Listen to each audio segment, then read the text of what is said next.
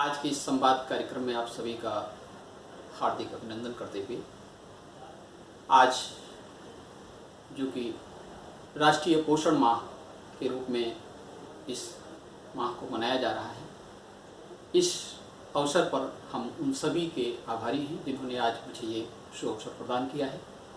सर्वप्रथम माननीय मंत्री जी हमारे श्री धर्म सिंह सैनी जी, हमारे अपर मुख्य सचिव श्री प्रशांत त्रिवेदी जी, हमारे मिशन निदेशक श्री राजकमल यादव जी एवं अन्य सहयोगी सभी का मैं हार्दिक अभिनंदन और स्वागत करते हुए, जैसा कि हम जानते हैं आज भारत की ही नहीं वरन पूरे विश्व की एक महामारी के रूप में कुपोषण जो है ये बढ़ता जा रहा है।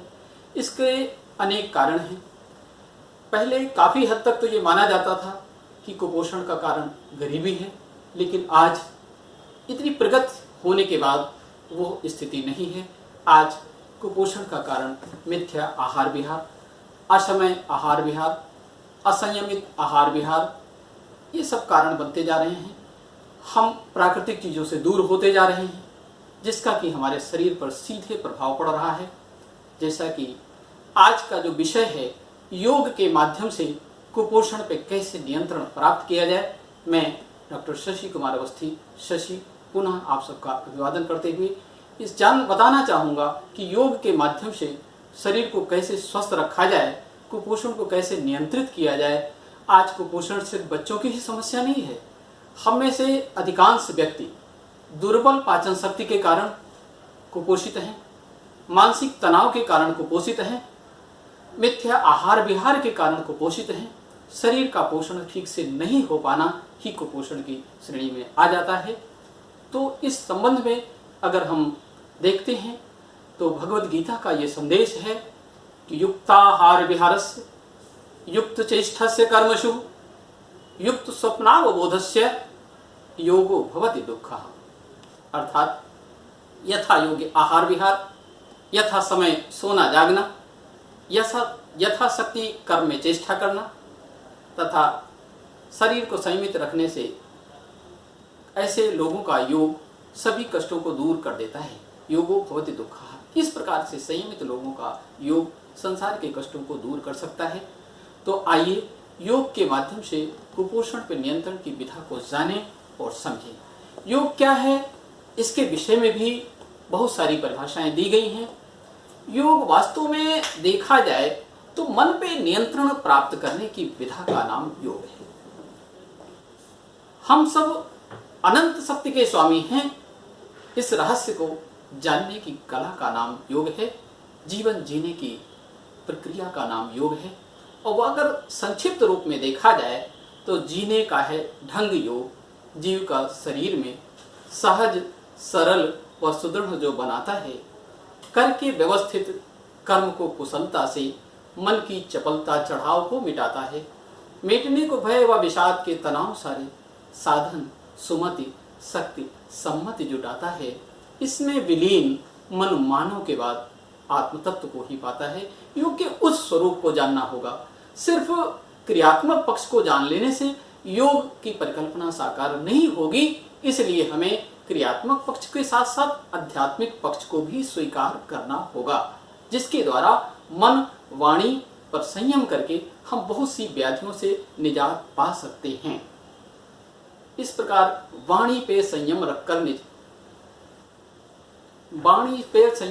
निज करो चित्त शोधन कर योग, वैद्यक से शरीर शोधन कर करो सफल जीवन संयोग। महर्षि पतंजलि मंत्र दे गए, मन मारे मिटी है सब रोग, मन मारे मिटी है सब रोग। इसलिए मन पे नियंत्रण बहुत आवश्यक हो गया है, क्योंकि आज हम देख रहे हैं बहुत सारी व्याधियां मन के असंयम से, संयमित मन न होने के कारण हमारे मानसिक तनाव बढ़ते जा रहे हैं। मानसिक तनाव भी कुपोषण का मुख्य कारण बनता जा रहा है। सब साधन उपलब्ध होते हुए भी व्यक्ति के शरीर में दुर्बलता, शरीर में दर्द, तरह तरह के रोग, हमारी रोग प्रतिरोधक क्षमता का गिरना, ये सब असंयमित मन के कारण, तनाव के कारण उत्पन्न होता है। उसके विषय में योग ने स्पष्ट कहा है कि तार तार करता तनाव तन्मयता को मन के विकार प्रतिरोधनी मिटाते हैं। राग द्वेष रग रग में है अवरोध भरे, रक्त के प्रवाह प्रतिवाह को घटाते हैं, देता अवसाद औन्नति अहे घेरी हमें, धैर्य स्थिरता को क्रोध में गंवाते हैं, वो चिंता चिता की भांति करती है शेष कर्म, बल व विवेक बुद्धि आयु या से जाते हैं। इस प्रकार जीवन का सर्वस्व नष्ट हो जाता है, क्योंकि मन हमारा संयमित नहीं है। मन पे संयम रखना ही योग की सबसे बड़ी साधना है, योग की सबसे बड़ी कल्पना है। निश्चित रूप से हम अपने मन पर संयम रख करके शरीर को स्वस्थ रख सकते हैं। इसके लिए योग दर्शन में शरीर को 5 भागों में विभाजित किया गया है, जिसको कि पंचकोश भी कहा गया है। तो सबसे पहला हमारा जो है अन्नमय कोश, फिजिकल बॉडी, इसको स्वस्थ रखने के लिए हमें उचित आहार विहार का सेवन करना चाहिए, संतुलित और संयमित रहना चाहिए। शरीर को स्वस्थ रखने के लिए, फिजिकल बॉडी को मेंटेन करने के लिए हमें योग के आसन, योग की क्रियाएं, इन दोनों को स्वीकार करना होगा। आसनों में 4 प्रकार के आसन हैं। खड़े होकर किए जाने वाले आसन, बैठ कर किए जाने वाले आसन, पेट के बल लेट कर किए जाने वाले आसन और पीठ के बल लेट कर किए जाने वाले आसन। इनको 3 श्रेणियों में विभक्त कर दिया गया है, मेडिटेटिव, रिलैक्सेटिव और कल्चरल। क्रियाओं के रूप में नेति, धोती, बस्ती, नौली, त्राटक और कपालभाति, इन्हें यौगिक षटकर्म के रूप में बताया गया है। इनके द्वारा हम शरीर को शोधित करके, प्यूरिफिकेशन ऑफ बॉडी की ये प्रोसेस है, इससे हम शरीर को शोधित करके हम फिजिकल बॉडी को अपनी मेंटेन रख सकते हैं। और जितना फिजिकल बॉडी हमारा मेंटेन होगा, उतना ही हमारी आत्मशक्ति, हमारी रोग प्रतिरोधक क्षमता विकसित होगी। दूसरा भाग आता है प्राणमय कोश, जिसको कि हम श्वसन तंत्र के रूप में जानते हैं, रेस्पिरेटरी सिस्टम। इसके लिए श्वास प्रश्वास के अभ्यास एवं प्राण संवर्धन की विधियां, प्राणायाम, इनके माध्यम से हम, प्राणायाम के माध्यम से हम शरीर में ऑक्सीजन की मात्रा बढ़ाएंगे। ऑक्सीजन की मात्रा बढ़ने से ऑक्सीडेशन, जिसको बोला गया है, मेटाबॉलिज्म, चयापचय, इस क्रिया को वृद्धि होगी, जिससे कि हम खाया हुआ अन्न का ठीक से परिपाक कर सकते हैं। इसलिए श्वास प्रश्वास के अभ्यास, प्राणायाम, प्राण संवर्धन की अनेक विधियां, ये शरीर प्राणमय कोश को सुदृढ़ बनाती हैं। इनके माध्यम से भी शरीर को स्वस्थ रखा जा सकता है। दूसरा, प्राणमय कोश का एक और कार्य है, जिसका कि उपनिषद में चर्चा की गई है कि प्राणस्थितम वसी सर्वम त्रिदेव यत प्रतिष्ठितम मादेव पुत्रान रक्षस्वम श्रीश्च प्रज्ञाश्च विदेह न इति। तीनों लोकों में जो कुछ भी दृश्यमान है, सब प्राण के अधीन है। इसलिए प्राणों की ठीक उसी प्रकार से रक्षा करनी चाहिए, जैसे कि मां अपने बेटे की रक्षा करती है। दूसरे सिद्धांत में अगर हम देखते हैं तो चले वातम चले चित्तम निश्चलम निश्चले भवेत् स्थाणुत्वम आपनोति योगिनः ततो वायु निरोधयेत्। अर्थात श्वास प्रश्वास के अस्थिर होने पर मन अशांत हो जाता है। अतः योगी जन मन को शांत रखने के लिए श्वास प्रश्वास पर नियंत्रण प्राप्त करते हैं। इसलिए अगर हम श्वास प्रश्वास को नियंत्रित कर लेते हैं, रिदमिक कर लेते हैं, लयबद्ध कर लेते हैं, तो आयु के बढ़ने के साथ साथ हमारे मन पे नियंत्रण भी प्राप्त हो जाएगा, मन की शांति भी प्राप्त हो जाएगी। इसीलिए हमारे ऋषियों ने कहा है, प्राणायाम योग शास्त्र की वो वैज्ञानिक पद्धति है जिसके द्वारा प्राणों पर युक्ति पूर्वक नियंत्रण प्राप्त कर आयु के अधिकतम आयाम को प्राप्त किया जा सकता है। वास्तव में प्राणायाम की यही परिभाषा सबसे उपयुक्त है, जिसके माध्यम से हम अपने प्राण शक्ति पर नियंत्रण प्राप्त कर सकते हैं। अब यहाँ प्रश्न ये उठता कि आखिर प्राण क्या है।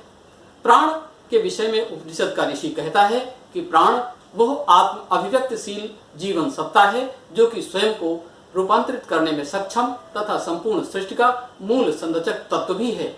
अर्थात हमारा प्राण सबल है, सुदृढ़ है, तो हम कुपोषण के साथ साथ अन्य व्याधियों से भी बच सकते हैं। कुपोषण हो जाने पर, हमारे शरीर का पोषण ठीक से न होने पर अनेक व्याधियां उत्पन्न हो जाती हैं, जिसका मूल कारण शरीर को सही पोषण न मिलना है।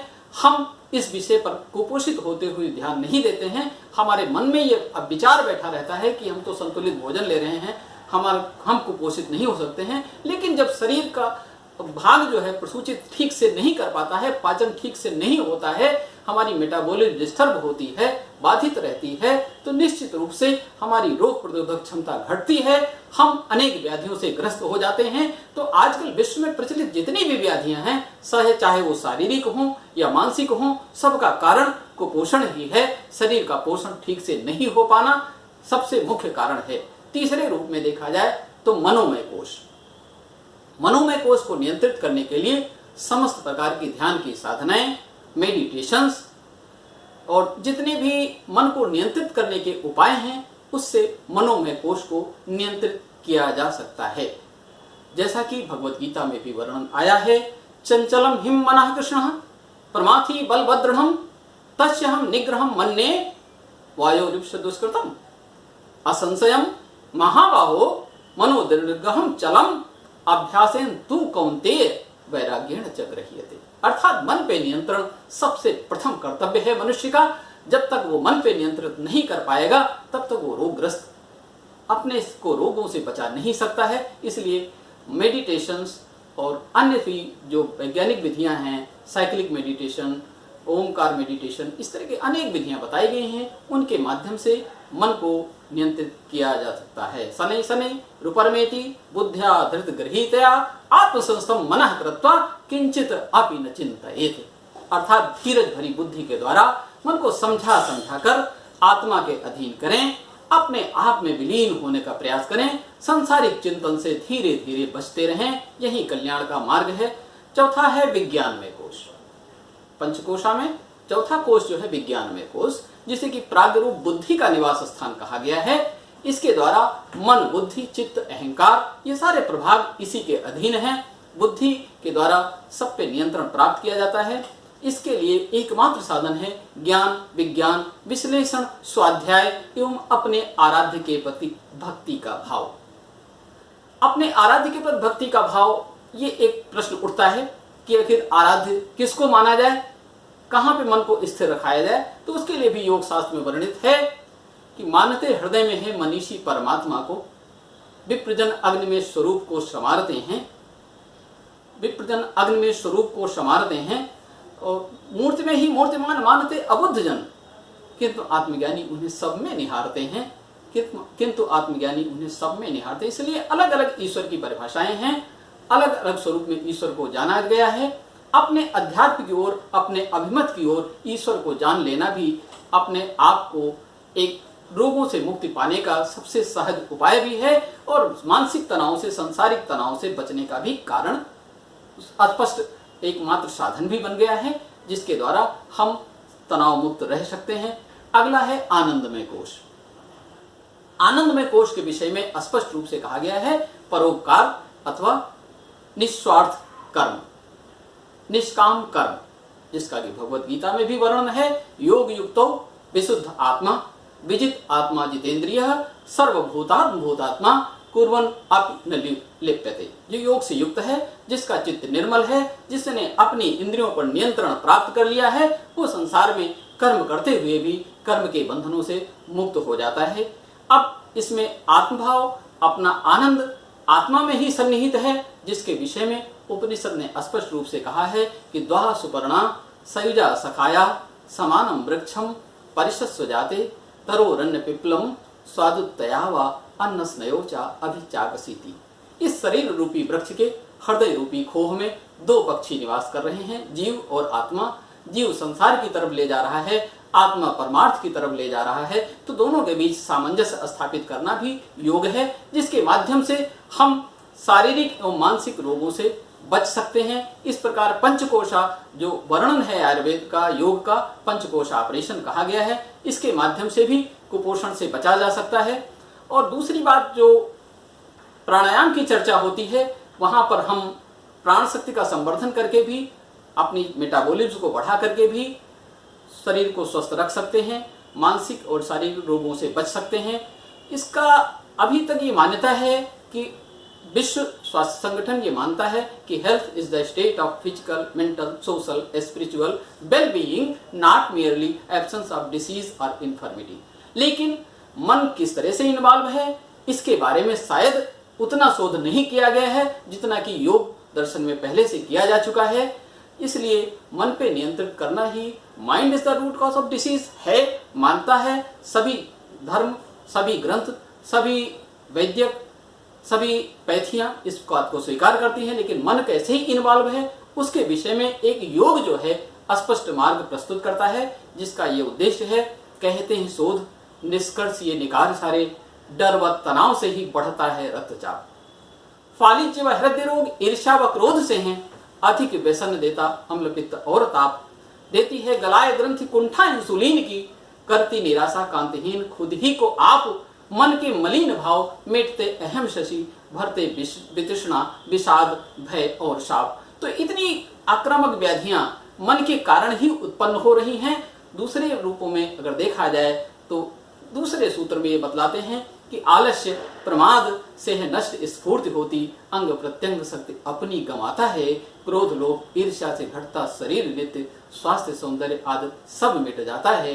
ग्रंथि अर्बुद अर्श शोक संताप से हैं, श्राव श्रावी ग्रंथियों का यासे रोध जाता है, इनका नियंता शरीर में है मन शशि, मन का नियम ग्रह योग ही सिखाता है, मन का नियम ग्रह योग ही सिखाता है। इस प्रकार योग के माध्यम से अगर हम शरीर को स्वस्थ रखते हैं तो निश्चित रूप से कुपोषण के साथ साथ अन्य महामारियों से भी बच सकते हैं, अन्य व्याधियों को भी दूर भगा सकते हैं।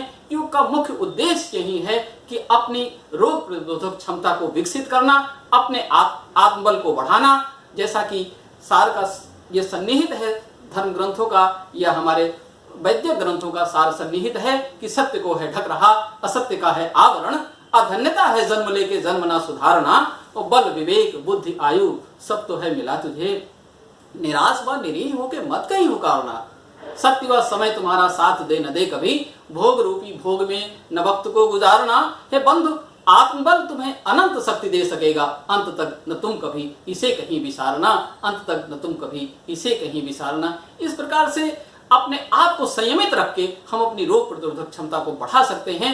अंत में इन 4 लाइनों के साथ अपनी वाणी को विराम दूंगा कि ये दुनिया है दुख से विकल देखता हूँ, बच निकलने का साधन सफल देखता हूँ, अगर कोई गिरकर संभलता रहे तो मैं चलने के उसके भी कल देखता हूँ, लोग माने न माने हकीकत है ये, सच के सपनों में मन की दखल देखता हूँ, मैंने खुद वो संवारा है अब तक शशि जिसमें कष्टों का सारा मैं हल देखता हूँ, एक पल ही सही जाके देखो तो तुम, सबके अंदर सुकूने महल देखता हूँ, सबके अंदर सुकूने महल देखता हूँ। अर्थात योग चित्त वृत्ति निरोधा, चित्त की वृत्तियों का निरोध ही योग है, संयम रखना ही योग है, अपने आप को नियंत्रित रखना, क्रोध चिंता भय आदि पर नियंत्रित करना यही योग है। योग का क्रियात्मक पक्ष और आध्यात्मिक पक्ष दोनों अगर सुदृढ़ हैं तो हम शरीर को स्वस्थ रह सकते हैं। अंत में आप सभी का सादर अभिवादन करते हुए अपनी वाणी को विश्राम देते हैं। सभी के लिए धन्यवाद।